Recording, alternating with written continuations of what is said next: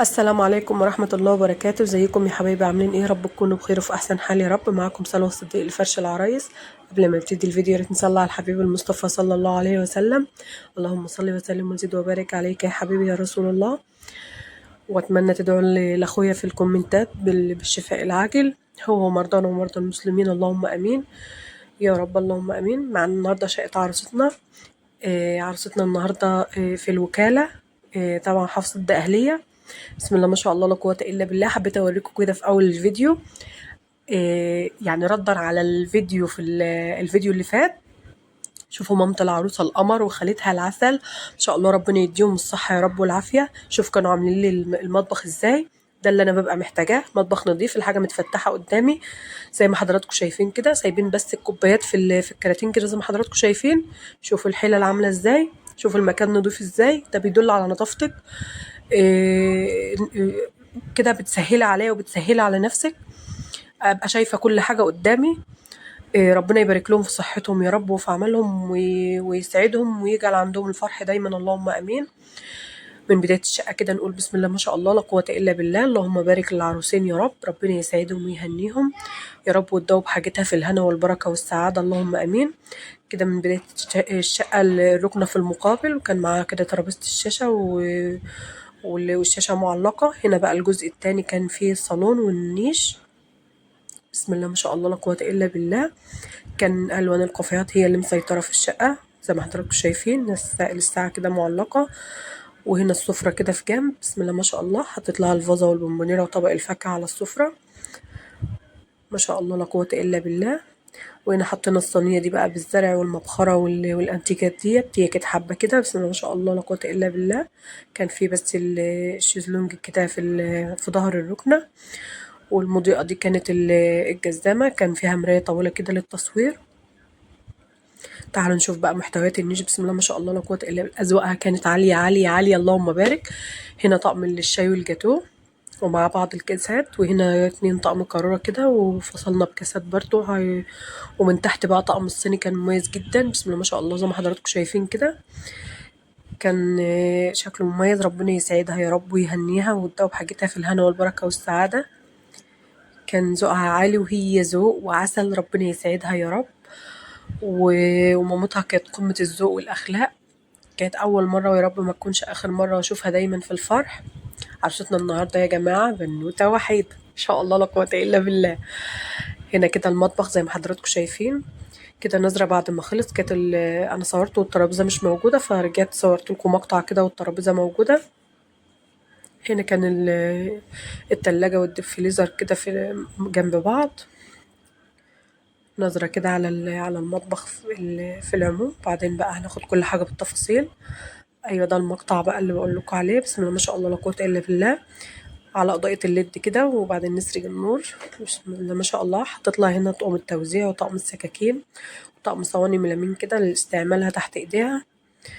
وهنا بقى كانت اللي هي الرشاقة والعياشة وطقم المعالق. الرخامة دي كانت يعني قريبة من البوتاجاز. هنا حطيت لها طقم أكرو بايركس في الضرفة دي في بداية في دخلة المطبخ كده زي ما حضراتكم شايفين. وزعته لها على رفين كده، ما شاء الله لا قوة إلا بالله. ما تنسونيش في اللايك والاشتراك في القناة وتفعلوا الجرس عشان كل الفيديوهات اللي جاية توصل لكم. هنا بقى اللهم بارك كان طقم زي اللي هو اللي بيبقى على السفرة كده، كان زيادة فرفعته لها في الضرفة اللي بعيد دي. مرضتش احطه على ترابيزة المطبخ يعني عشان متبقاش الدنيا زحمة. حطيت لها طقم التسالي بس زي ما حضراتكم شفتوا في الأول. وهنا في الرشاقة حطيت لها طقم الأكروبال ده ما شاء الله. الجزء ده بقى كان يعني علب الخزين وبعض البلاستيكات زي ما حضراتكم شايفين كده، واللي هي بتاعة التوم دي جنب ايديها كده زي ما حضراتكم شايفين. هنا كانت الغسالة الأوتوماتيك تحت الحوض. وهنا الضرفة اللي هي اللي تحت الحوض كالعادة بيبقى فيها البلاستيك وحطيت لها صواني العشاء كده في جنب والباسكت. هنا بقى البوتاجاز بتاعها كده ما شاء الله. هنا الرخامة كده ما شاء الله. حطيت لها بقى طقم التوابل والمجات. عملت لها كوفي كورنر بقى في الكورنر ده. مكنة القهوة بقى والكاتل. هنشوف كل حاجة بقى بالتفاصيل بسم الله ما شاء الله.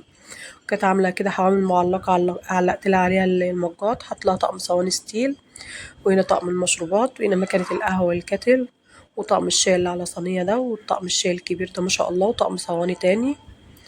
بسم الله ما شاء الله لا قوة إلا بالله. ربنا يسعدها يا رب ويهنيها. دي الظرف كده من فوق، بسم الله ما شاء الله. البروفايل طبعا بينقل المطبخ في نقلة تانية، وانا قلت لكم كتير. اللهم بارك، ربنا يسعدها يا رب. هنا التلاجة والديب فريزر. تعالوا بقى نشوف محتويات الظرف مع بعض. عملت لها الطقم المنامين بتاعها كده في الضرفة دي، جمعته لها كده هيبقى برضو قريب لإيديها. عملت لها من فوق بقى الميزان، مكنة الزبادي، مكنة الفرن، مكنة البسكوت، الحاجات اللي هي مش هتستعملها يومي رفعتها لها في الضرفة دي. والضرفة دي برضو كانت كلها اللي هي الأجهزة. من تحت حطت لها المفرمة اللي هي الكبة والخلاط والهاند بلندر. من فوق مفرمة اللحمة، ومكنة الفشار، ومكنة الزبادي، ومكنة الآيس كريم، ومكنة غزل البنات. هنا بقى اللي هي الدوارة دي اللي أنا ما بحبهاش، حطت لها فيها بعض الكوبايات، وحطت لها طقم الترمس ده بالفناجين بتاعته، وبعض الكوبايات القابل من فوق. ومن تحت بقى الحاجات اللي هي العملية.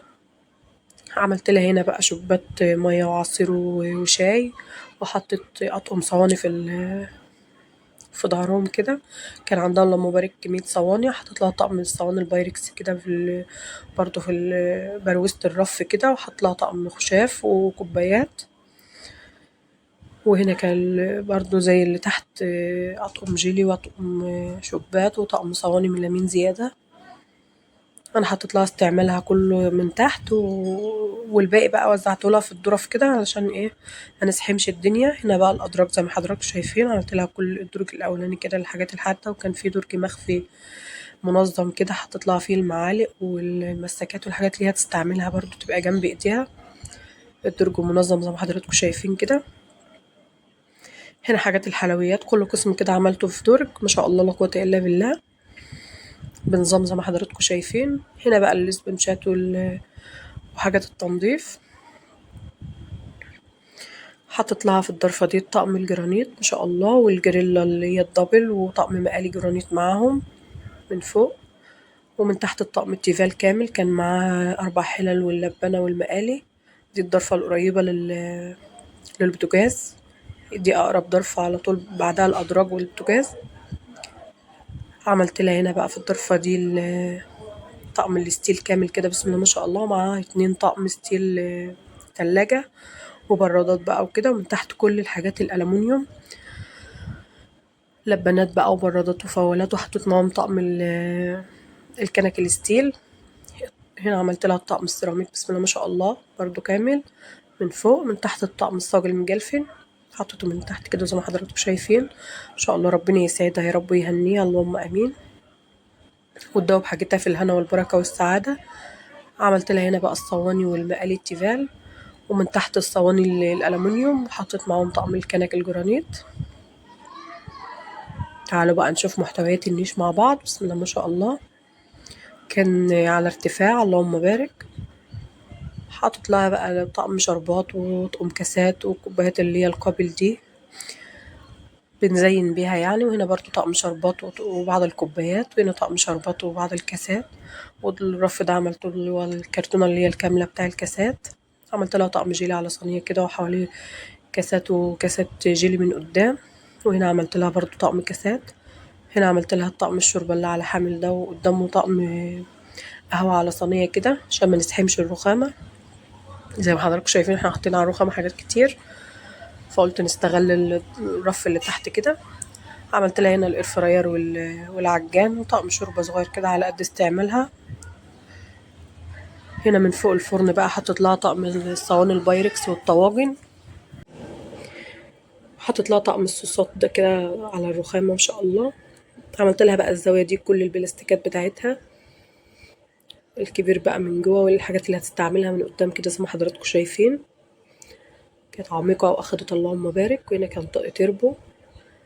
هنا الضرفة بتاعت المقشات. حط لها شنطة المعالق كده فوق الديب فريزر. هنا حطت لها حاجة الرحلات كده، وبعض الصواني برضو التقديم، وصواني الكب كيك في الجنب كده.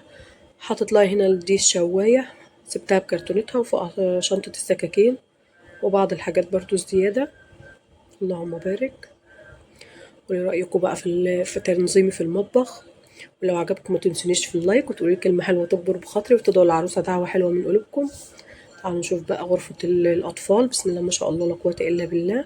دي كانت شكل الدلاية كده وشكل السقف والستاير بتاعتها اللهم بارك كانت رقيقة ما شاء الله لا قوة إلا بالله. وزعت لها بعض الألعاب كده على السرير بما إننا في غرفة أطفال يعني. كانت المفرش بتاعها رقيق جدا بس كان يعني مفيهوش شغل كتير، فحطينا بقى نشغله بالألعاب كده. هنا كانت زي تسريحة ومكتب في نفس الوقت، فحطت لها طقم الدونكس دي كده وفانوس بقى ومبخرة ما شاء الله لا قوة إلا بالله. كانت مهتمية بالأنتيكات اللهم بارك. المفروشات كانت فوق استيعاب الدولاب، فحطينا كده في الدولاب من فوق ما شاء الله لا قوة إلا بالله. عملت لها الفوط كده زي ما حضراتكم شايفين. هي طبعا بنوتة وحيدة وانتوا عارفين البنوتة الوحيدة بقى اللهم بارك ربنا يسعدها يا رب. عملت لها الفوط كده على رفين، وعملت لها من تحت بقى دفايات وبطاطين أطفال ما شاء الله، وتحت خالص برضو دفايات وكوفرتات اللهم بارك ربنا يسعدها يا رب. الناحية التانية بقى عملت لها الحفا الأطفال من تحت، عملت لها من فوق الملايات كده وجنبها كوفرتة، ومن تحت بقى كوفرتات وبطاطين برضو أطفال ودفايات، ومن تحت الحفا اللي هي الأطفال ما شاء الله لا قوة إلا بالله. دي كده شكل الغرفة. كان جنب الغرفة الحمام، حبيت أديلكوا نظرة كده عامة. وزعنا لها بقى الحاجات اللي هي تستعملها، لأن طبعا الضرفة ما شاء الله الحاجات كتيرة اللهم بارك. حاجات الشاور كده وحاجات غسيل الوش والحاجات الخاصة بقى والصابون والكلام ده في الظرف اللي تحت دي. كان في ظرف في الحوض ما شاء الله. والضرفة دي بقى حطينا فيها حاجة المنظفات وباقي حاجتها برضو ما شاء الله كده زي ما حضراتكم شايفين. الرف كان ازاز وما حبيتش نتقل عليه.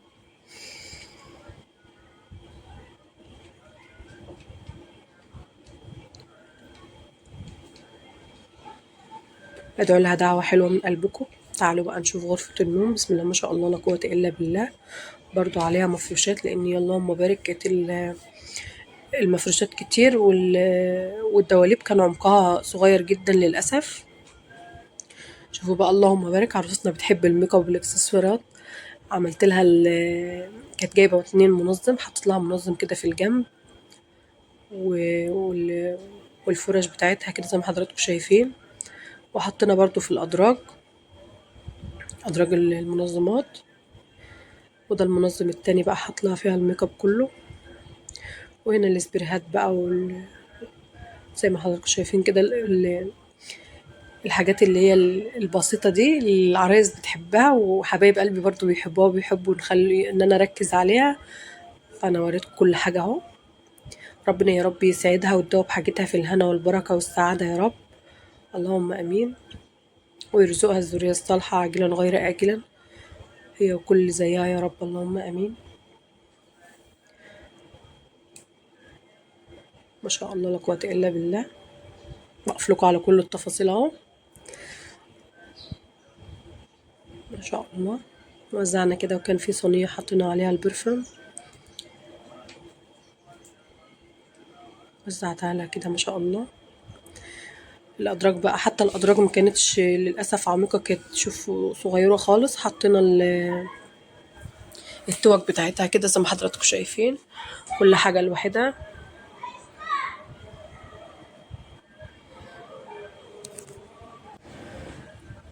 ما شاء الله لا قوة إلا بالله. وهنا بقى حاجة الإكسسوارات كده وبقى حاجة الميك اب كده والحاجات الشخصية بتاعتها ما شاء الله. وزعتها لها في الأدراج اللي تحت. هنا بقى اللهم بارك طبعا عروستنا بقول لكم بتحب الإكسسوارات. تعالوا نشوف بقى كانت جايبة ايه الأكسسوارز بتاعها. كانت جايبة شجرة ما شاء الله اللهم بارك على اللي عملنا لها عليها اللي هي السلاسل بقى والحاجات دي، والعلبة دي كان فيها الخواتم، والضرفة دي عملنا لها فيها الشنط والكروستات زي ما حضراتكم شايفين كده، وكان فيها ليد برضه اللهم بارك. خدنا بس منها رف واحد لان طبعا التسريحة ما اخدتش كل حاجة، فخدنا الرف ده حطينا فيه باقي الحاجة ووزعت لها الشنط بقى زي ما حضراتكم شايفين كده. وباقي الشنط الكبيرة حطيناها في الدولاب تحت الملابس برضه. هنا اللهم بارك دي شكل الدلاية كده والسقف ما شاء الله، اللهم بارك. ربنا يسعدها يا رب ويهنيها. وده كان شكل المفرش. وهنا الأباجورات وعلبة المناديل، حط لها البوكيهات بتاعتها كده وعملت لها بجعتين ما شاء الله لا قوة إلا بالله. ربنا يسعدها يا رب. كان المفرش بتاعها برضو مميز اللهم بارك. ده كان شكل برضو الستاير، ستاير غرفة النوم كده جدا. احنا علقنا لها البرانس على الشماعة مؤقتا بقى لما يعملوها في الحمام. هنا حاطط لها بقى الملابس الشتوي بتاعتها زي ما حضراتكم شايفين كده على رفين اللهم بارك. كان للأسف عمق الدولاب كان صغير، وهي حاجتها اللهم بارك كانت كتير. عملنا بقى هنا رف كمان شتوي زي ما حضراتكم شايفين كده، وحطينا بقى الباقي متكدس زي ما حضراتكم شايفين كده الصيفي ما شاء الله. وعملنا لها برضو على رفين كده، وسيبنا بقى تحت من تحت للعريس. دي طلبات العروسة، مكناش هنسيب له يعني عشان هو عامل دولاب صغير. بس هي طبعا قالت لا، فضينا الرف ده للعريس كده زي ما حضراتكم شايفين. هنا بقى في الضرفة الأخيرة ديت طبعا اللبس الخروج بتاعها اللهم بارك. وهنا ملايات السرير الكبير، وحطينا كوفرتة في النص كده زي ما حضراتكم شايفين ما شاء الله. كان برضو الدولاب فيه ليد كده اللهم بارك مضيء. هي الحاجة التسريحة طبعا متكدسة، بس اللهم بارك الحاجة كتير وما كانش في أماكن إن أنا أخف اللي على التسريحة بصراحة يعني. ربنا يا رب يسعدها ويهنيها وتدوب حاجتها في الهنا والبركة والسعادة. ادعوا لها دعوة حلوة في الكومنتات، فرحوها وفرحوني. وصلوا على الحبيب المصطفى كتير في الكومنتات. اللهم صل وسلم وزد وبارك عليك يا حبيبي يا رسول الله. واشوفكم ان شاء الله في شقة جديدة وعروسة جديدة، والسلام عليكم ورحمة الله وبركاته.